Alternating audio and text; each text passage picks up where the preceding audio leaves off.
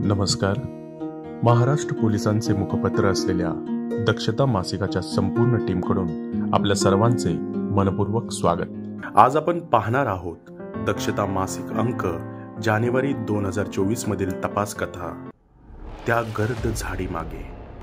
हिंगोली जिल्ह्यातल्या हट्टा गावातल्या शाळेत शिकणारा कबीर आणि त्याचे 2 मित्र शाळेकडे निघाले होते. नेहमीच्या वाटेने पुढे जात ते एका वळणापाशी येऊन पोहोचले. तेव्हा त्यांच्या डाव्या हाताला असलेल्या गर्द झाडीच्या मागे अस्पष्ट असे काहीतरी दिसले. तिथे कुणीतरी माणूस झोपलेला दिसत होता. त्याच्या जवळ गेल्यावर तो आपल्या गल्लीत राहणारा भिकाजी आहे आणि तो मरून पडलाय हे कबीरच्या लक्षात आले. त्याच्या गळ्यापाशी कसली तरी खूण आहे हे त्याला जाणवले. तिघेही घाबरून पळत सुटले. शाळेत न जाता उलट पावली परत आलेल्या कबीरकडून भिकाजी झाडीपाठी मरून पडल्याची बातमी सर्वत्र पसरली आणि भिकाजीच्या बायकोवर आभाळ कोसळले. काल संध्याकाळी तो नाहीसा झाल्यापासून तिच्या जीवाला घोर लागला होता, पण आताच्या बातमीने तिचे जगच उद्ध्वस्त करून टाकले. हिंगोली येथील हट्टा पोलीस स्टेशन येथे मैताची बायको जयाबाई हिने फिर्याद दाखल केली. त्यावेळी तिच्याबरोबर तिच्या शेजारची म्हातारी तायाबाई ही देखील होती. तायाबाईने आदल्या दिवशी दुपारी मैताला 2 जणांबरोबर जाताना पाहिले होते. त्यानंतर तो घरी आला नव्हता. पोलीस घटनास्थळी पोहोचले. तेथे जाताच त्यांना दारूच्या बऱ्याच बाटल्या इतस्तः पडलेल्या दिसल्या. समोरच्या झाडीमागेच भिकाजीचे प्रेत पडलेले दिसले. गुन्ह्याच्या घटनास्थळाचा 2 पंचासमक्ष पंचनामा करण्यात आला. घटनास्थळावरून एक काळ्या रंगाच्या चपलांचा जोड, एक प्लास्टिकची पाण्याची बाटली, 1-2 रुपयांची काही नाणी, देशी दारूची काचेची रिकामी बाटली, 3 प्लास्टिकचे रिकामी ग्लास असा ऐवज जप्त करण्यात आला. घटनास्थळाचे फोटोग्राफ काढण्यात आले. मैताचा इन्क्वेस्ट पंचनामा करण्यात आला आणि त्याचे कपडे जप्त करण्यात आले. भिकाजीचा मृतदेह पोस्टमॉर्टमला पाठवण्यात आला. त्यानंतर घटनास्थळी दारूच्या बाटल्या आढळल्याने पोलिसांनी त्या परिसरात असलेल्या दारूच्या दुकानांमध्ये चौकशी करायला सुरुवात केली. त्यावेळी एका दुकानातल्या CCTV फुटेजने पोलिसांना पहिला क्लू दिला. त्यात एक माणूस भिकाजी सोबत अनेक वेळा त्या दुकानात येऊन गेल्याचे दिसले आणि पोलिसांचा संशय बळावला. त्याचा फोटो ताईबाईला दाखवल्यावर तिने सदर व्यक्तीला भिकाजी बरोबर जाताना पाहिल्याचे सांगितले. त्या इसमाचा कसून शोध घेतल्यावर त्याचे नाव रामशरण असल्याचे पोलिसांना समजले. त्यानंतर त्याच्या घराच्या पत्त्यावर एक पोलीस पथक रवाना झाले. मात्र घराला कुलूप होते. परंतु शेजारी राहणाऱ्या महिलेने रामशरण सकाळी लवकर बायकोला घेऊन कुठेतरी गेल्याचे पोलिसांना सांगितले. त्याच्या बायकोला कॅन्सर असल्याने कदाचित ते हॉस्पिटलला गेले असतील असाही अंदाज तिने वर्तवला.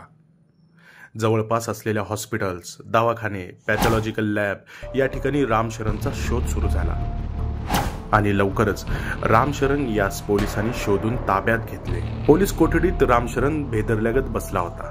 कुठली सफाई दिली नव्हती. मूग गिळून तो गप्प बसला होता. बोल रे, तू मारलंस का भिकाजीला? एरवी या प्रश्नांवर गुन्हेगार काय उत्तर देतो ते पोलिसांना चांगलेच परिचयाचे होते. पण घडले उलटच. रामशरणने प्रतिकाराचा प्रयत्नही न करता होकारार्थी मान हलवली. मात्र आपला साथीदार साजिद कुठे आहे याबाबत काहीही माहिती नसल्याचे त्याने सांगितले. त्याच्याकडून पोलिसांनी साजिदचा फोन नंबर आणि पत्ता मिळवला. शोधाशोध सुरू केल्यावर साजिद लवकरच पोलिसांच्या हाती आला. रामशरणने खून करून नंतर कालव्यात फेकून दिलेला गमछा देखील पोलिसांनी हस्तगत केला. कबुली जबाबादरम्यान रामशरणने असे सांगितले की त्या दिवशी सकाळी 2दा एकत्र दारू पिणे झाले होते आणि भिकाजीनेच त्याचे पैसे दिले होते. दुपारी साजिदला परत पिण्याची हुक्की आली तेव्हा मात्र भिकाजीने नकार दिला.